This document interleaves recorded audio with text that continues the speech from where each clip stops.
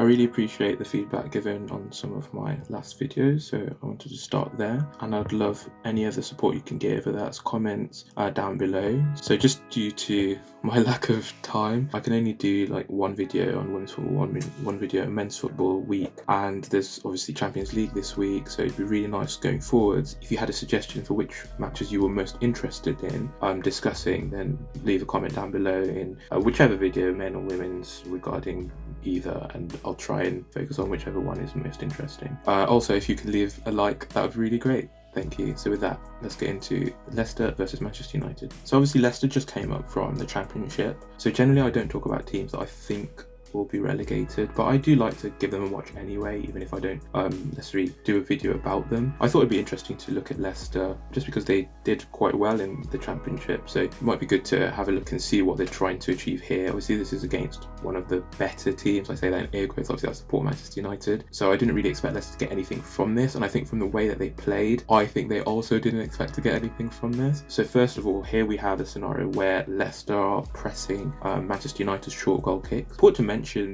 just get it out of the way, like Manchester United did play short initially, but once they went ahead, especially towards the end of the game, so once it was 3-1 and the game was tied up, they were very conservative in how they played, often actually just going long, forget about the short. Even if they set up in a 4-2 deep, so you have your two centre midfielders in Groningen and Zellem deep, and your fullbacks are deep as well, they didn't really care. That was just kind of to suck Leicester up the pitch, and maybe there'll be space in behind. Leicester set up their press in a 4-1-2-3. Here we can see Sigsworth, who obviously was a Manchester United player last season but is now playing for Leicester, and she was pressing from the centre back towards the goalkeeper and then across, and you're getting the same thing here with Gale as well. So Gale would press towards the centre back and then eventually towards the full back. Obviously the whole tactic here being press Manchester United, force them into trying to play it long, and then hopefully you win the ball further up the pitch. I don't think the Leicester press really caused too many issues for Manchester United. Maybe here and there at times there's one or two dodgy passes by Thier or by the goalkeeper, but overall I think that Manchester United really weathered the storm. Playing through Leicester's press wasn't too much of a problem, and with the movement of Toon, who I think was exceptional this game in dropping off, playing a false nine role, and having the two wide midfielders in Galton and Hansen playing more as like inside forwards. Think of Liverpool men's team with Sadio Mane and Mohamed Salah and how they tuck inside, and the disruption that the centre forward, obviously Roberto Firmino in that case, dropping causes for the back line of the opposing team, as well as their centre midfielders. I think you're kind of getting that same dynamic here. Oftentimes you'd see Galton as the furthest forward, the most advanced player, looking to try and get in behind. This is another example of Toon dropping deeper. So you have it here playing the CAM role, and you've got Galton and Hansen threatening to run in behind. Galton has just dropped from the forward line, from the shoulder of the last defender,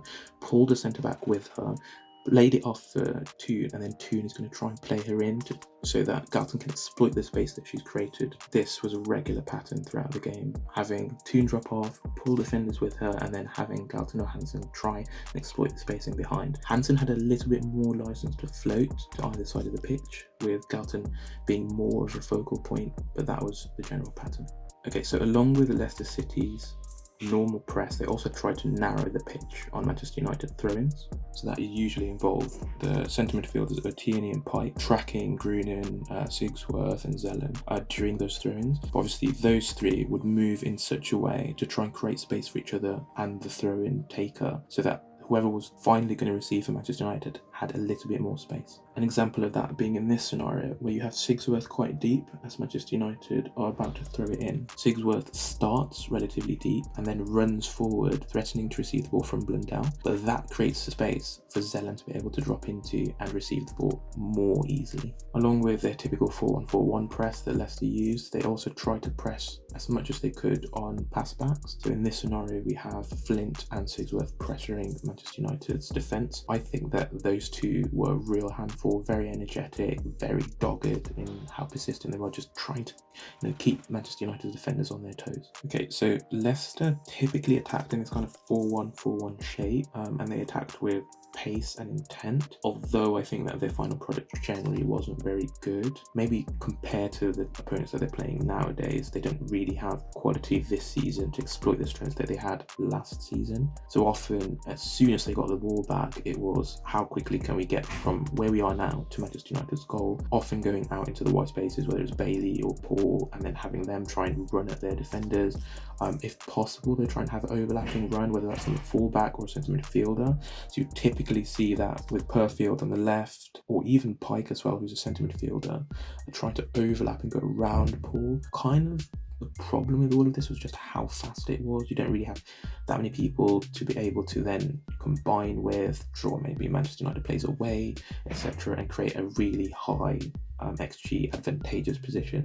So you often ended up with Manchester United ending up with the ball, either because the pass was kind of just off, or the player kind of let the ball run away from them, etc. And this is a super high intensity kind of style of play, and they obviously don't trust themselves to be able to play out the back, and I don't blame them, but I think it takes away a little bit from the team just in terms of endurance, the fact that they were playing already this high intensity style in possession, and then when they were trying goal kicks, it was always long, whether they were set up in their 2-1-3-4 or in their 3-1 later in the game when they went to a back five. It was always long. I'm not sure if Lavelle and her back line trust themselves to be able to play through Manchester United's press, which was typically a 4-1-3-2 with Hansen coming in off the right hand side, but they rarely, if ever, risked it. One style of build-up that I did quite like, and I thought they could have got some benefit from, was when later in the game, with their back five shape and having Howard swapped from the right back position to a left wing back position, they tried to use her as the impetus for attacks. So she would try and combine with Pike as well as Devlin. Once Devlin came on, their number 10, she was pretty good on the ball, what little she got of it. You'd have Howard run up the pitch in the wing position, try to get into kind of a wide midfielder position by combining with those centre midfielders, as well as also one of Flint or Sigsworth who would run into those channels to try and draw one of the Manchester United fullbacks, maybe a centre back, out into that space, so that then Howard could continue her run, having disorganised the Manchester United defence. And I think on occasion it actually worked, and it was quite a good means of getting up the pitch. Just kind of adding to what we mentioned about the 4-1-4-1 play that Leicester had, I do think it's important to mention that they were constantly countering, like constantly. I wasn't sure what to think about the countering, only because I don't think they got particularly much out of them. Obviously a counter attack can look really bad if it's stopped immediately, and when you think of potentialities, this could have happened, that could have happened, etc. I mean, even think of the last goal that Manchester United scored, where it kind of comes from nothing. The defender actually in Plumtree does defend it, but then she slips, and then Manchester United eventually get a goal off that. That could have happened on one of the counter attacks. So I don't want to outright say they were rubbish, but there were a lot of counter attacks. Speaking of counter attacks, Manchester United used Leicester's corners, which I think for Leicester were a good, they were like a more probable means of trying to score against them. At least they had a plan to try and use them against them.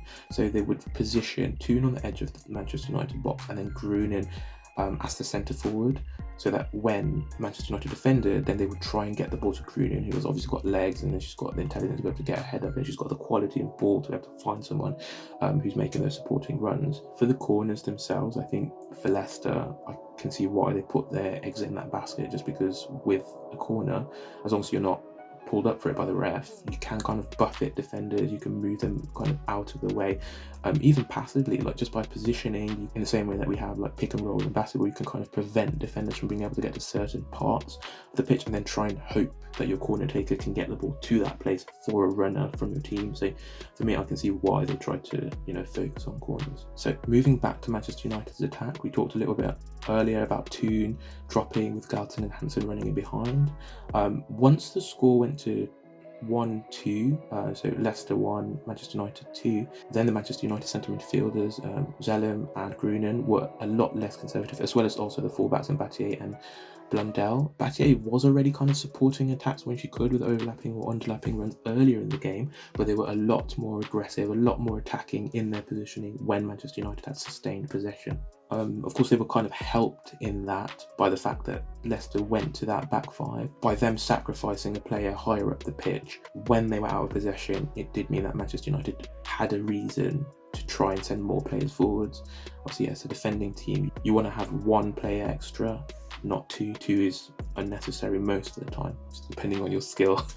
But most of the time 2 is unnecessary, so Manchester United sent more centre midfielders and fullbacks forwards to try and take advantage of the change in shape that Leicester City had made. So I'm not going to look at the goals, just because the McManus one for Leicester City was off corner, was really sloppy.